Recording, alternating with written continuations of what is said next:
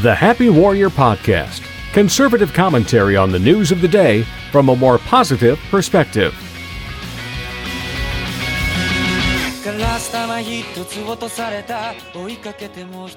Starbelly Sneetches had bellies with stars.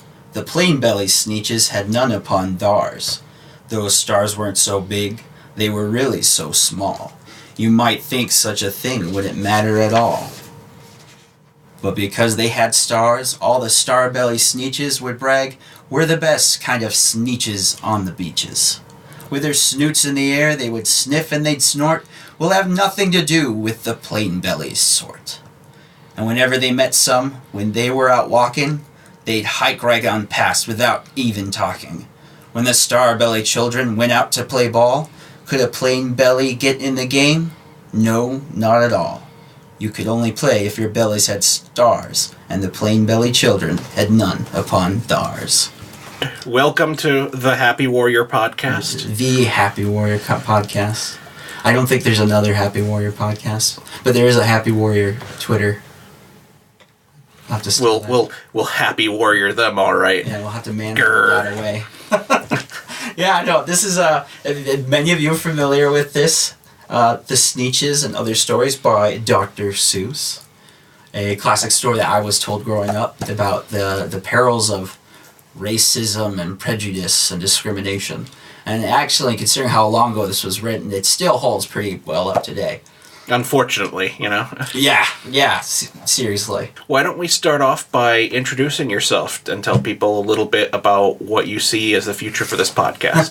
The Happy Word Podcast is a project that my friend Robert Mehling, podcast king of the Sioux Empire, is helping us to create. It came from not just kind of wanting to have maybe a more conservative podcast. This one's kind of different because when I was doing the school board campaign, which I ran for this beginning of this year, what we saw a lot of, I shared with Robert often, maybe too much, was just the crazy, the hate, all the fire, and, not just trolls, but the people that were you're supposed to be reasonable, and the crazy stuff they would tell me. A couple of things that come to mind, like, you should never be allowed children ever. That was I heard that one. I heard that one a couple of times. I had a grandma that said that she was scared of me and scared for her children.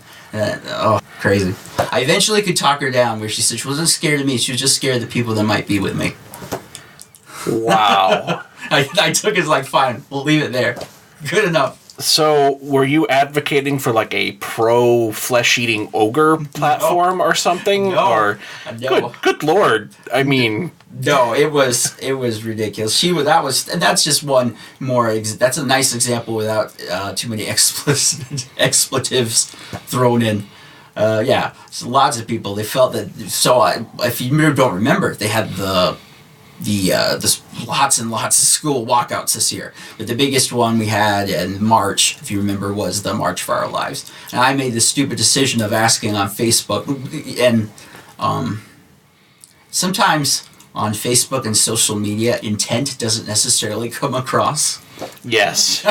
Or sarcasm. In my case, sarcasm is often missed. Yeah. Which is awkward and painful, and yes. No, I seriously just asked one day, he was like, okay, so they're going to do this anti-gun control, or pro-gun control march, so maybe we should have something for the Second Amendment. And I was stupid. I remember doing it. It was like Thursday night. I just like, okay, I'll just do this quick and then go to bed. And part of my head was like, maybe you should leave this for the morning. But I did not follow my inner Jiminy Cricket. And so what happened was I had a torrent storm just come down on me. But you had a counter-protest, and I believe you had people there, didn't you? Yes, we did have people there. Not as many as the other group, but I mean more than I thought. Well, sure, yeah. It's already hard enough to get people to protest and then be like, we're going to protest the protesters, and it's hard to do right, you know. Well, a day after this, the Argus, Dana Ferguson, who I generally is nice enough person and reporter. I have no enmity towards her. She had written in the Argus that I was advocating a counter-protest. And it was like, by that time, it was like, oh, shoot. So it's been decided for me. I was like, I I was ready to drop it. I was like, fine, whatever, it's not worth it.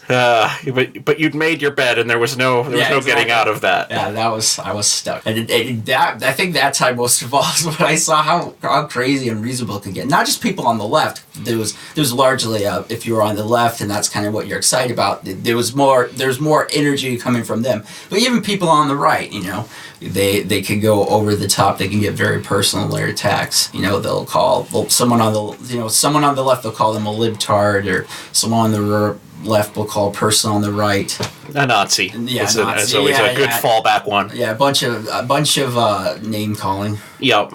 Not a lot of thought. There's sometimes thought, but if there is thought and name calling often hides any real serious conversation. So it's from that experience that I was like, maybe if we could do a podcast together, maybe this would be a more positive thing. I mean, we could try to not just look at politics from a conservative perspective, like a great many radio shows and talk shows and whatever are, but just this is like let's help both sides learn to talk to one another again. Let's heal the rift in this family.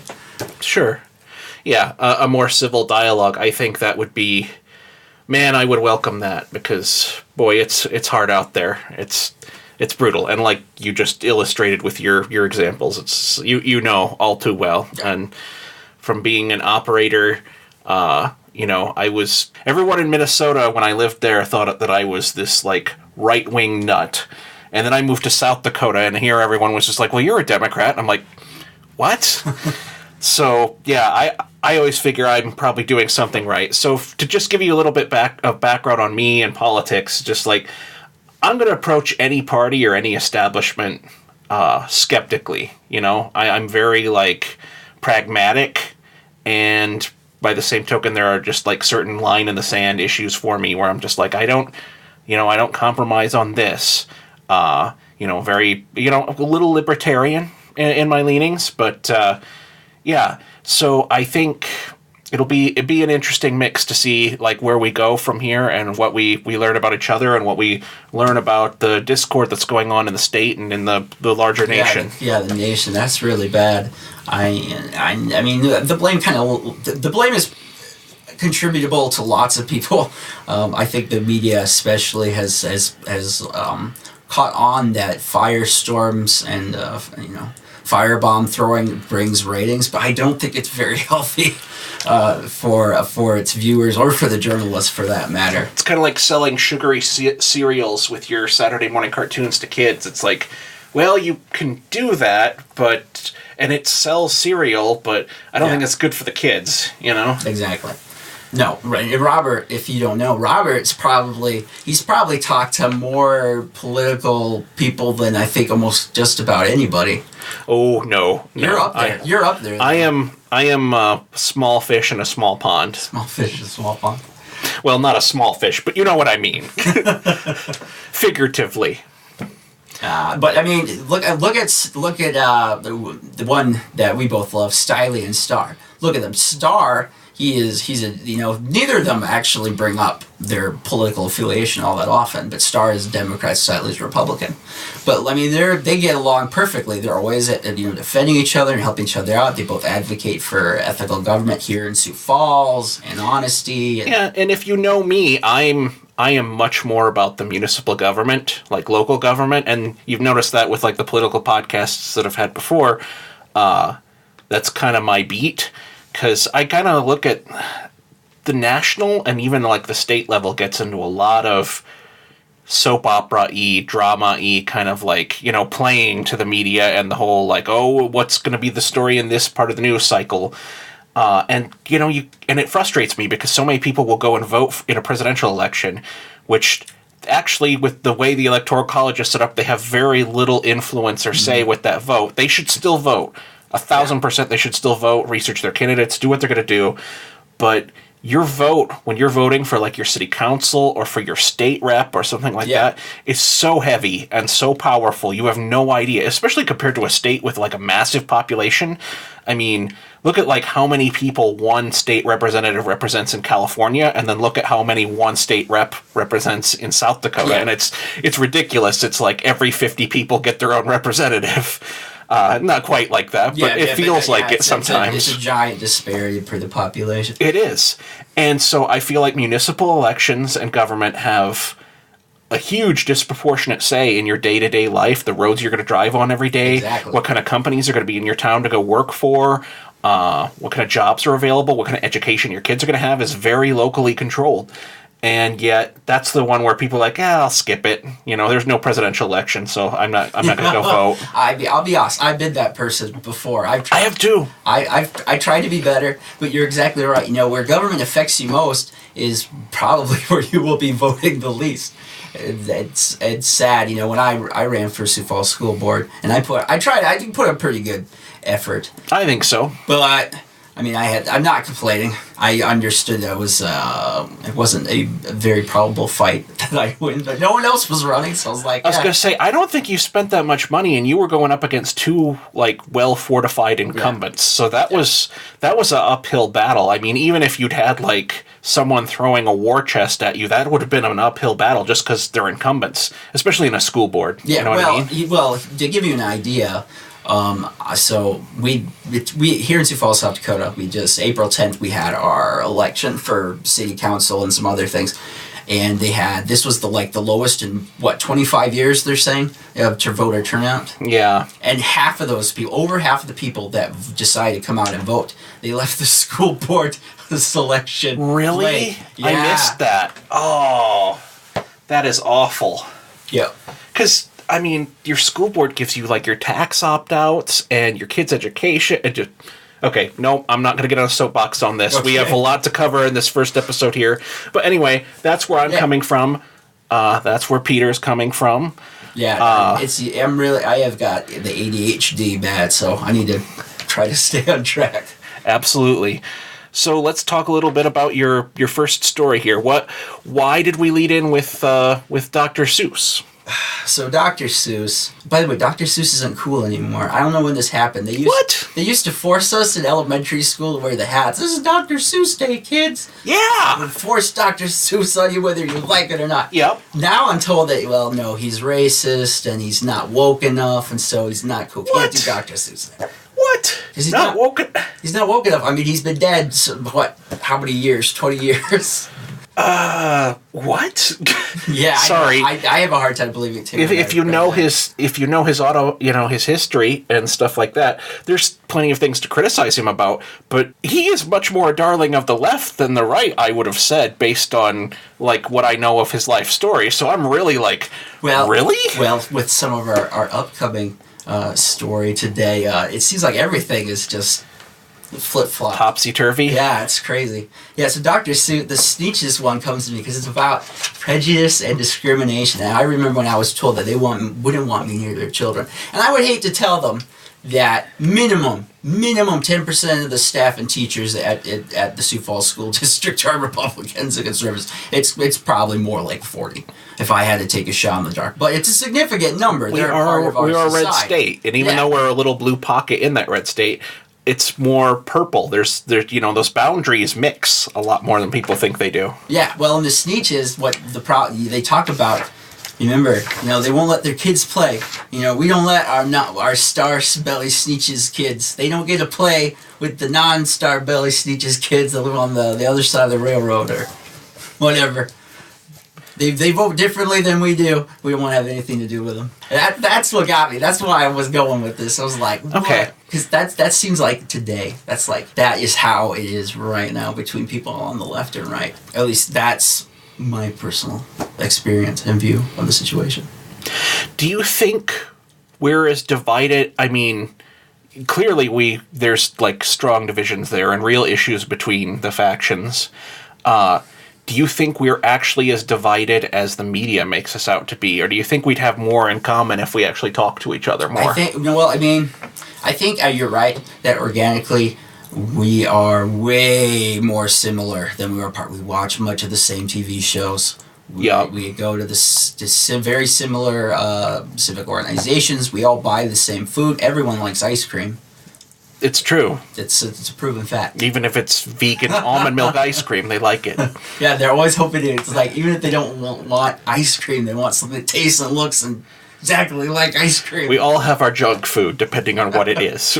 Yeah, I mean, yeah, no, I agree. We are way more than alike than we are apart. I mean, I don't know what to tell you. You know, Pat Starr, he decided to go Jolene. Here in Sioux Falls, we just got out of this big mayor election. It was the Paul versus Joe, and Joe was the blue, and Paul was the red.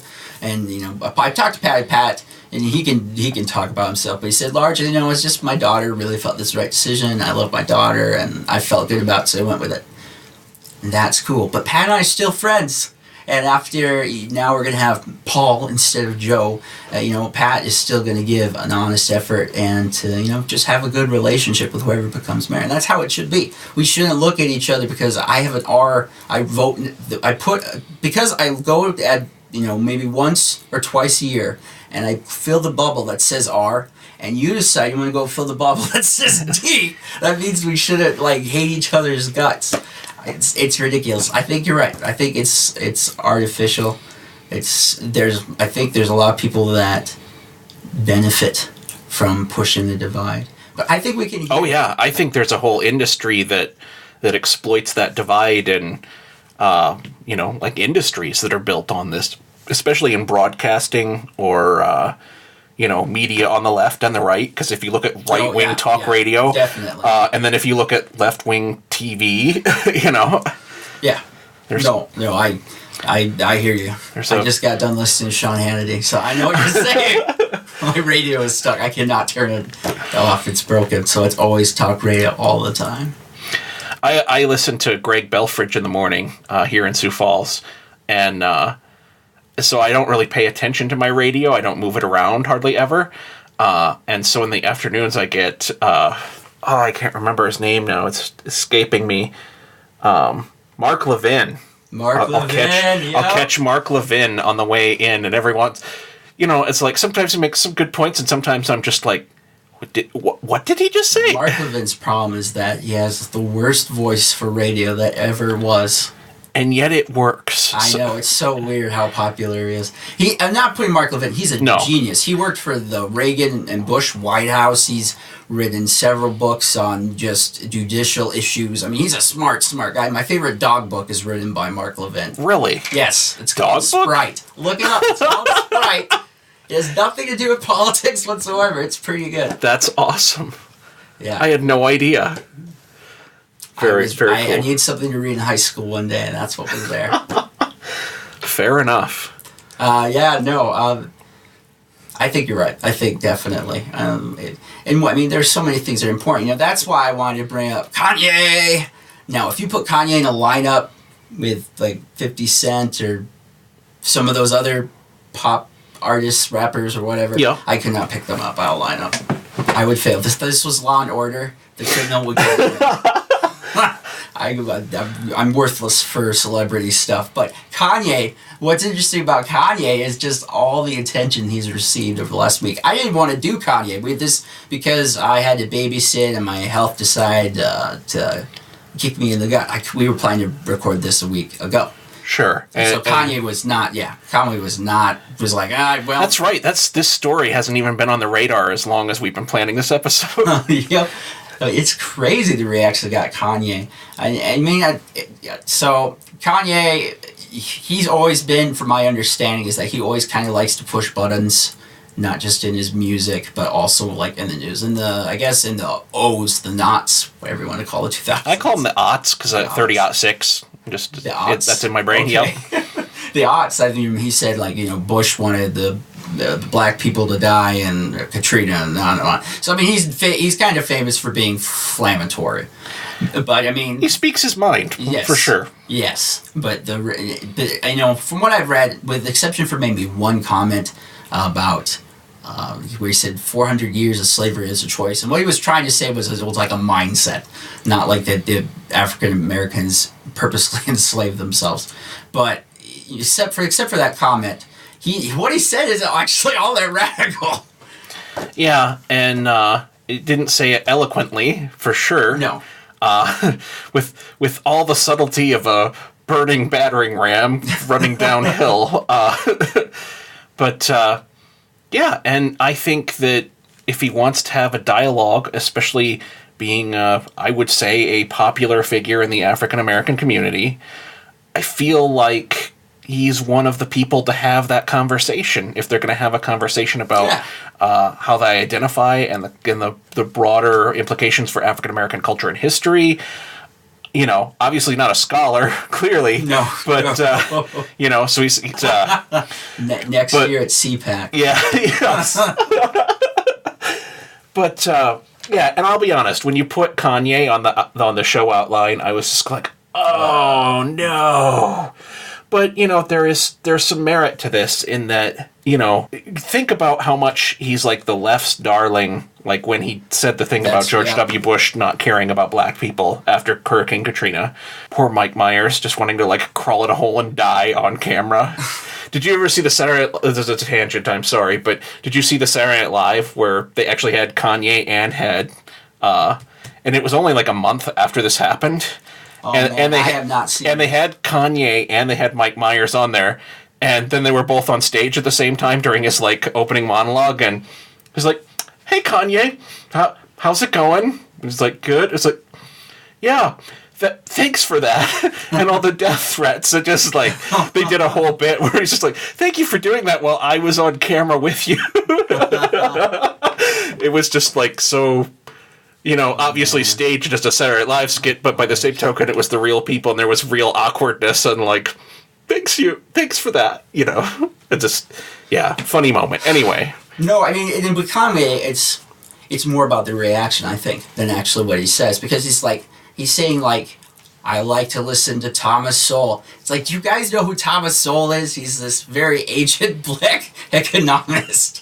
And his writings are about how we should punish those people financially that discriminate, and how economics shows that. I mean, he's not a radical. I mean, he's kind of, you know, it's passé. You know, on the conservative circles, this is kind of like, oh, that's Thomas Sowell. That's cool. Good for you. It's not white. You know, some people are saying that he's now a white supremacist, which doesn't make a lot of sense. A white supremacist. Let's see. Let's look at some of the headlines that you gave me here. An Uncle Tom. Let's see. Inside the red pilling of Kanye West. I like that one. That's the variety one. That one I enjoyed. Yeah, like we need to stop giving Kanye a platform. That one that's where CNN advocates that Kanye should have his microphone taken away. No talk. You get in the corner. It's silent time. Yeah, because you know CNN is always like super on the ball about getting, you know, their facts right and getting their people sourced correctly and being fair and impartial, and I know, it's so frustrating. And if this is a conservative awakening, so to speak, for probably will good for him. You know, I hope he continues to learn. I think if he follows down this path sincerely, he'll get to a point where we're like, oh, I wish I had said some of those things the way I did. And this is something I think we'll get into later in the podcast when we get into like super broad kind of like the philosophy of the right kind of things with me. But, you know, back when I was really in depth in the Republican Party, we, you know, going back to Ot 5 and Ot 4 and, you know, 13 years ago. Way back in the day. That's really 13 years ago. Oh, I'm going to bawl. Okay. Anyway, we talked about the, you know, conservative movement and how the Republican Party is the big tent party. Because we have all these different disparate factions, but they've come together, especially with the aid of, like, the Reagan coalition that he built. Sorry, you getting in my American history major vein here a little bit. So it's like you've got like the Reagan coalition. No, I hear you. No, Reagan. That there's an idea that we have like libertarians in here, but we also have, you know, your moderates, so people that are socially liberal but economically conservative. Yeah. We have different people that are more maybe vote on social issues or faith. And I was taking political science classes, like graduate level political science classes, and that was called the Big Tent Party. And you got into the breakdown of that. And I think, personally, that's why a big part of why the right works is because we don't have, and it's, I know people on the left are going to hear me say this and just go, oh, and start groan and just, but hear me out. The right is less dogmatic than the left. Right now it is. That's very much true. You know, it's because it's the big tent, it tends to be a little bit of the Wild West, and that's why you have movements inside of the Republican Party where you've got like libertarians, you've got like the Freedom Caucus, you've got more establishment the Northeast kind of establishment, Yale. Alumni. You got your McCain's, you got your Cruises, you got your. And I think that's why someone like Kanye, Republicans' reaction to it is mostly like, well, that's fine. He can believe what he wants. We're cool with that. But on the left, that is such a betrayal that you would have something that was off the track of the main. How dare you, Kanye? How dare you? And in the interest of a little balance here, it's just like, I don't think everyone on the left would react that way, but I think a lot of the mouthpieces for the left in the main media are absolutely that way, with like a loyalty test and a like, whoa, it's just, and like we're seeing it with African Americans where it's like you're watching it be enforced. There is a rule and there are boundaries, and he is pushing up against the cultural like norms that they've established as a coalition, as a group, as a people, a culture. And so he's bumping up against that. Whereas on the right, we're not into identity politics other than your ideology, Yeah. Because, listen, like you and me, when we were just talking about the different factions, and I'm like, religious groups and stuff like that, so that's that gets close, but not really, but when we think of Republican, we think of well, there's the neocons, there's the libertarians, there's the, different, these are all intellectual, ideological camps, as opposed to the Latino Americans, African Americans, It's hard. The modern Democrat parties decide to win their politics. They're going to take all the disparate groups who probably see very differently on different issues. African Americans, on the whole, are very religious. They're much more religious than the white majority, and tend to be culturally conservative, much more so than. And that is that's always been the low hanging fruit yet uncharted territory for the Republican Party, is to try and try to harness that. Yeah, absolutely, and we haven't really seen it yet, but it's a tough egg to crack. You know what I mean? Basically Kanye's message at the end of the day is, you don't have to vote Democrat. You can think what you want to think. Yeah. And I would say that that's a message that Republicans should take to heart too. My favorite quote, and this is with my terrible memory, there aren't many of them to choose from, but favorite quote is Thomas Jefferson's question with boldness, yea, even the very existence of God, because God would rather, oh my gosh, I'm klutzing here, but basically the message is God would rather have you question his existence and everything than you just move forward with blindfolded fear. And that's a principle that our founders had. The Enlightenment was that we'll stake things on our minds and on reason and on thinking. And the founders were children of the Enlightenment, and so rational thought and merit and free thinking were a huge part of that. And I feel like that's in the DNA of American political thought, or I hope it still is, I think it is. I think the ashes are still, when you have a campfire and we've still got embers. We've got some embers we can work with. Yeah, blowing really hard. Oh yeah. I think that's where we need to go. I think as a country we need to do better at teaching about not just civics, teaching us how to treat one another well. That's important. Politeness, manners, they help. But it's also about using your head, so to speak. We gotta think more. We gotta reason more, and we gotta be more patient. Reason? What? We need to be more patient with the other guy while he reasons out too. Patience? You're some kind of crazy person. I'm just teasing. All right, sorry. That's. Now, if you ask me any questions actually about Kanye, I have no idea. So please don't send me messages about Kanye and his music. I don't know. I have no idea. I'll never listen to a song of his if I have any choice in the matter. Yeah, what little I know of Kanye is that part of the reason that he's so crazy is because he's a musical genius, and he knows it, and it's a burden and it crushes him. Because the thing you don't know about Kanye is he acts like a clown, and his own music is stuff that is not like what I'd listen to. But his, he is a composer and a writer and a producer, and he's actually done a lot of the production on, I want to say a third of all the popular music, even stuff that's not rap. He is he's a musical savant. And so that's where he makes a huge ton of his money, is that actually almost all the pop music you're hearing, it's he's a huge influence in that, and he writes a third of it or something. That's a good he's a huge player behind the scenes. And he is talented and a genius when it comes to composing hit songs. Yeah, but and any good genius requires some madness. That's another paraphrase, and don't ask me where to get the quote from. I have no idea. But ideally would have some modesty, but not clearly. Kanye is not handling, or is not in that. So yeah. Okay, so let's move on to we can do a much less fun topic, I think, but important. We can do part of my beginnings of my relationship with Robert was an attempt to write an essay or two for him, more for me, and he was kind enough to post it.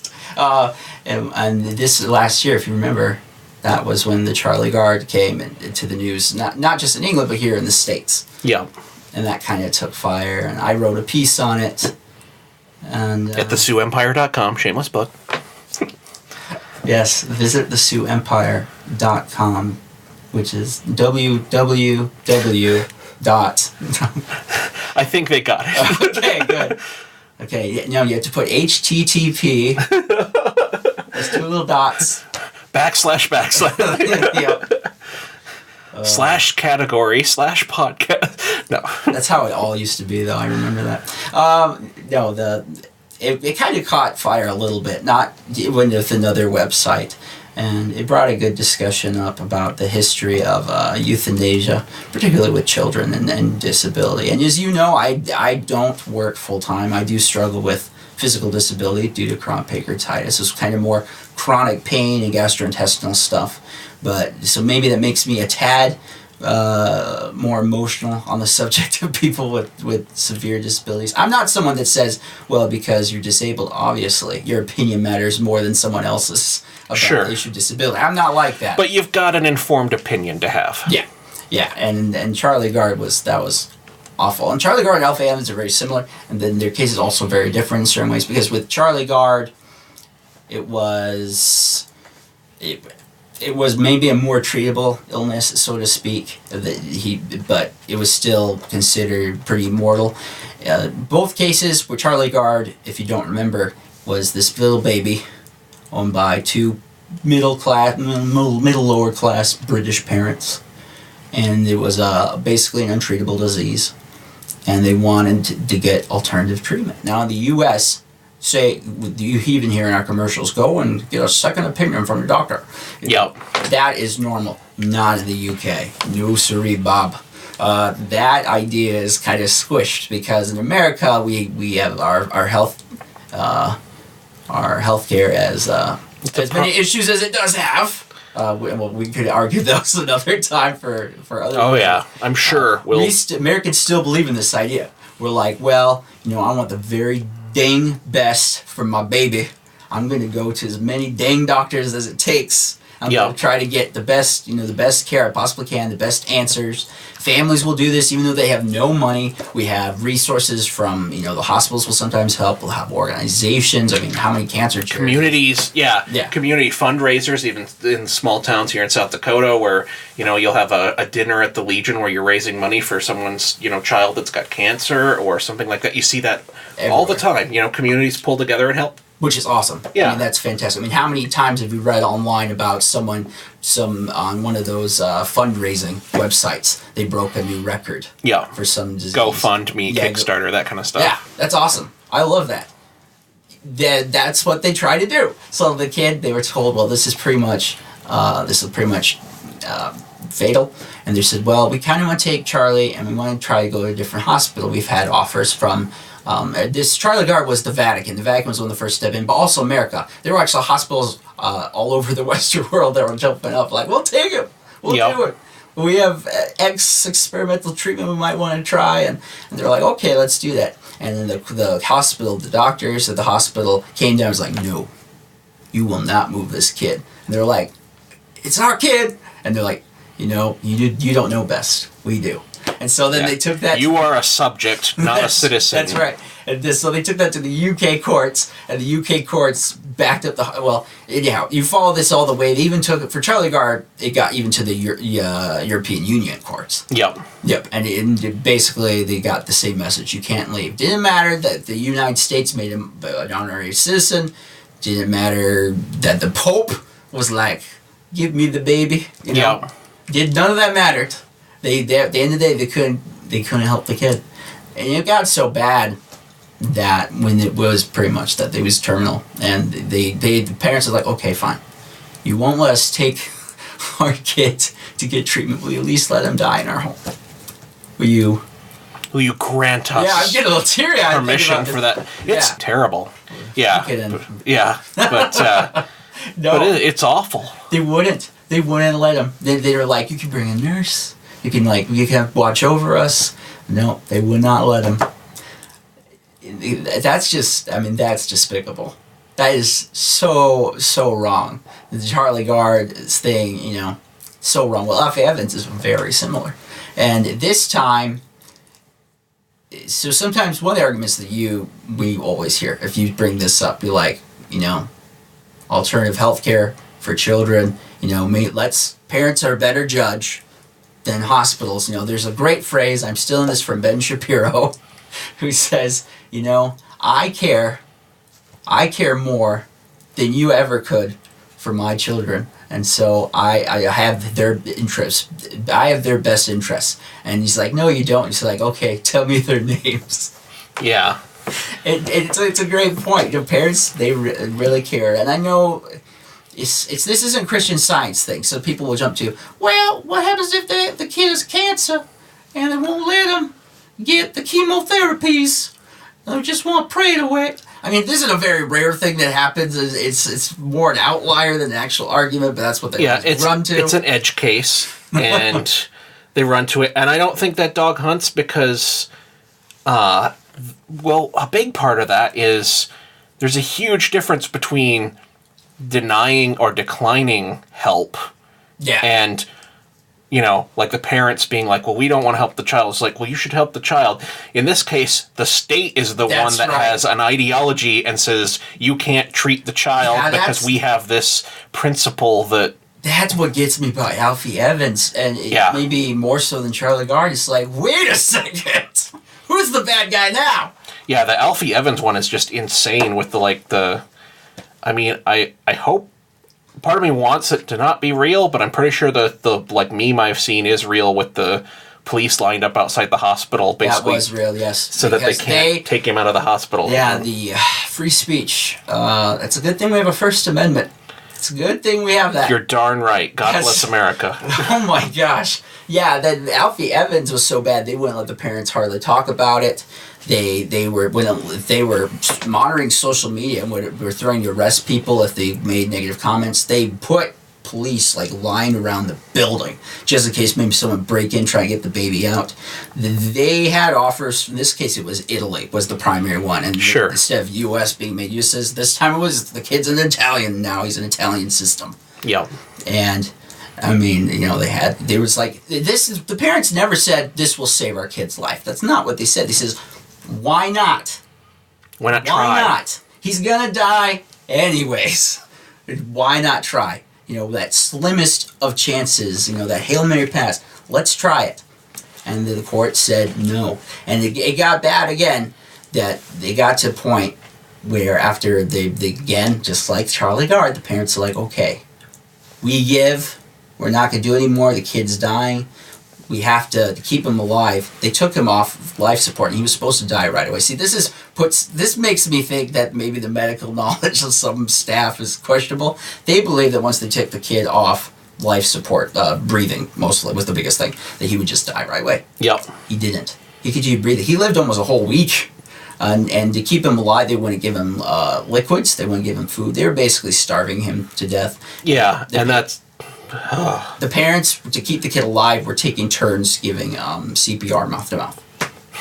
Can you imagine that? You with your dying kid, and you and your wife. You're in a hospital, and there are nurses around, but they're not going to do anything. Yeah, other than stop you from helping the child. Yeah. Holy cow! So messed up. It's such a George Orwell, eat your heart out. Yeah, they removed the priest. They had a priest. The priest at one point, I think, told the staff, like, God is watching. You know what you do, God is watching. They kicked the priest out. Sure. And when they said they wanted, okay, so again, take the kid home. Let's be with family. You know, just kind of let the kid die in a comfortable, happy, environment. Home. Said no. They said, you need an attitude change. We need to see a big change in you before we let you take your kid. I mean, an attitude change? Yeah. And he remembered, because near the end, right before the kid died, he came out and told the protesters in the UK to go home, to let it go. Because they were trying to back up and see if they could make this happen. Because when you're a parent, you'll do anything for your kid. Even sucking your pride and grovel to the lowest of levels. Between this and the guy with the stupid YouTube Nazi dog thing in England, I don't know if you follow that case at all. Between those two, I'm just like, okay, scratching the UK off my list of places to ever visit. I was like, I really like Doctor Who. Me too. I was just like, I want to go mostly because I'm a history nerd and because of Doctor Who. And now I'm like, I don't know if I want to go there because I'm just kind of like, it sounds like North Korea at this point. I mean, clearly I'm exaggerating. No, but civil liberties are not what they used to be, because, and remember, our Constitution is pretty fundamental that it's the bottom bedrock of government, but where their free speech is kind of in the middle. It's kind of made up a mismatch of English common law here and there. Yep. And so it can be overruled with whatever. And it often is. Yes. And the guy with the Nazi dog, by the way, that was a little funny. Not a lot funny, a little. It was hilarious. He was doing a bit.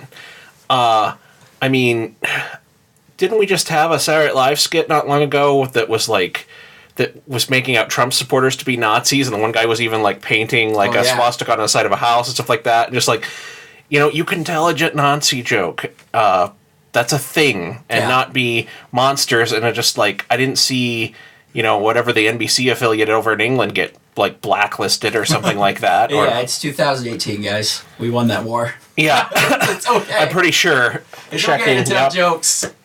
But no, I mean, I wouldn't, like, some of the things, like, I think he said in part of it was like, kill the Jews. I wouldn't necessarily go that way, but it was tasteless, but clearly not. No, it's not a danger to the public. Yeah. And just that one was the same way, where, it's just like, I thought some American judges were bad, but judges in England must just be they must be like the most insufferable British judge guy that you picture from like a Victorian period piece movie, where it's just like, the orphans will only be allowed one cup of porridge. It's like that guy from Oliver Twist. May I have some more, sir? You want more? How dare you? As he's eating a giant chicken leg, I don't live in the UK, so I don't have a lot of the context. I think I am more culturally literate in the UK than many, due to my intense Doctor Who watching list. The cultural exchange program of Doctor Who. That's right. But no, I wouldn't. And that's what gets me. It's like, there are things I like about other countries, but civil liberties in the U.S. are awesome. Yeah. Amen. And look, the Nazi pug dog is stupid. Is that worth your time to arrest? It was really stupid, but it's like, it's kind of like the Mitch Hedberg, the comedian, where he talks about getting a receipt for buying a donut. And he's just like, no, I do not want a receipt for a donut. It's a 50-cent donut. Just give me the donut. There is no need to bring pen and paper into this.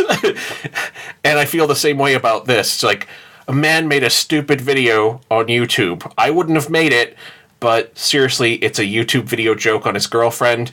There's no need to bring pen and paper into this, let alone a protracted 2-year court battle with a £50,000 fine. To my knowledge, there is not an animal. There's not a law for hurting animals by training them to do Nazi salutes.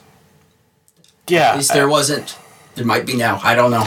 Yeah, I'm sure the House of Lords will dictate that to them, or Yeah, I'm sorry.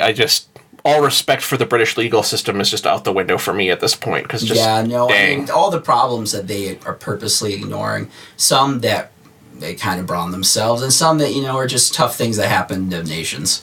But are you guys dealing with that? While you're playing footsie, on this anti-civil liberty and we're scared of social media stuff, what are you not doing? That's what bothers me. Yeah. Yeah, that's true. I mean, isn't London yeah, that's right. London is and I don't mean to smile about this, but it's funny to me that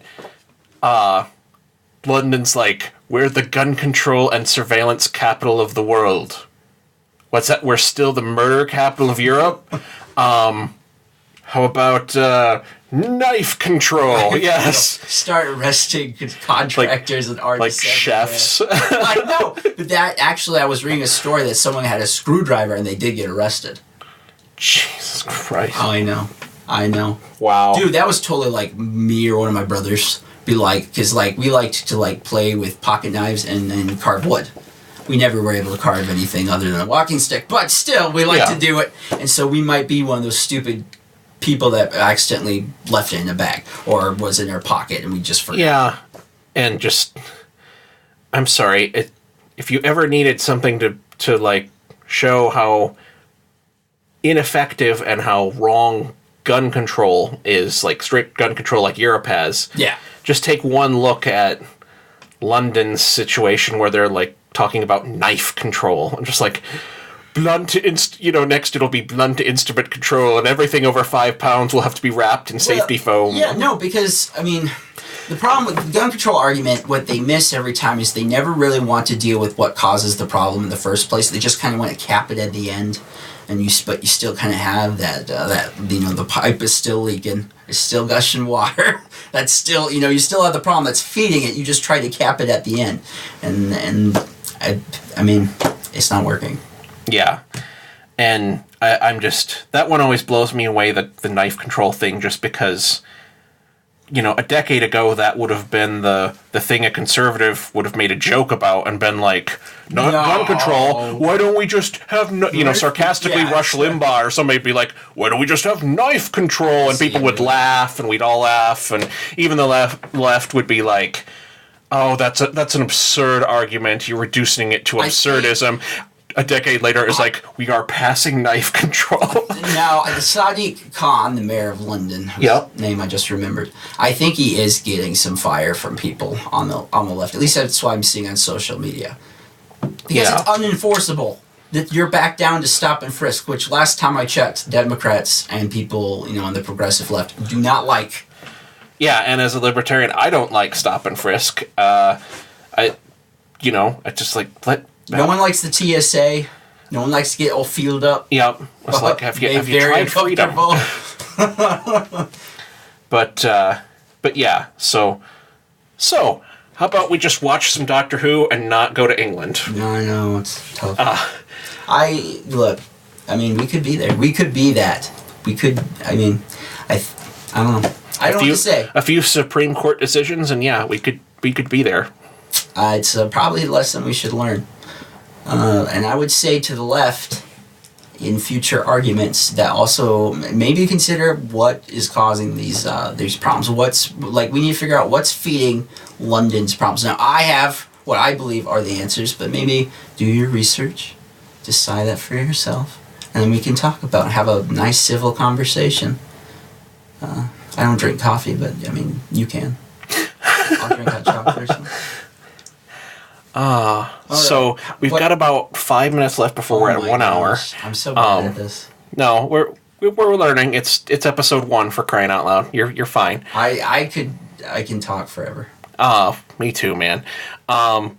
So, we can save some of this for next time. We should probably end by asking people to check us out at happy-warrior.net. Yes, happy-warrior.net. I don't know why I repeated it. You just said it.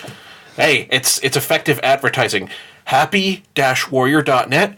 I mean, don't you listen to radio commercials on that on those talk radio shows? Like, freecreditreport.com. Yeah, creditreport.com. It's not free. That's the secret. Yep. Just to repeat it over and over again. So anyway, you can check out all my podcasts at theseuempire.com. Yeah, a lot of good ones. Oh yeah, follow me at Twitter at @podcast_empire, and that's kind of the combined Twitter feed for all the podcasts. So you'll see content from the Happy Warrior there. You'll also see, the episodes will be up there. We're on iTunes, Stitcher, SoundCloud. If you want to support what we're doing here and what this little project of ours, be sure to check out the Patreon page for the Sioux Empire. Help us get a fruit tray in here or some like beverage or something. Anyway, we could turn this show into one of those people on Twitch that just eat food. Yeah, that's all they do. That is like the dream job. We live in the future. We live in the future. So, any closing thoughts that you want to give before we sign off? Oh my gosh! First of all, it is an honor to work on this podcast with you, Robert. Aw. Thank you very much. Thank you for those that took the time to listen, for your support and your patience. Thank you for listening, everyone. Thank you very much. Please keep trying to use your thinker and learn, and let's be friends. Let's do this. Awesome. Thank you for listening. The Happy Warrior Podcast, hosted by Peter Vaughn Pischke, produced by Robert Mehling, a production of the Sioux Empire Podcast Network. Learn more at happy-warrior.net.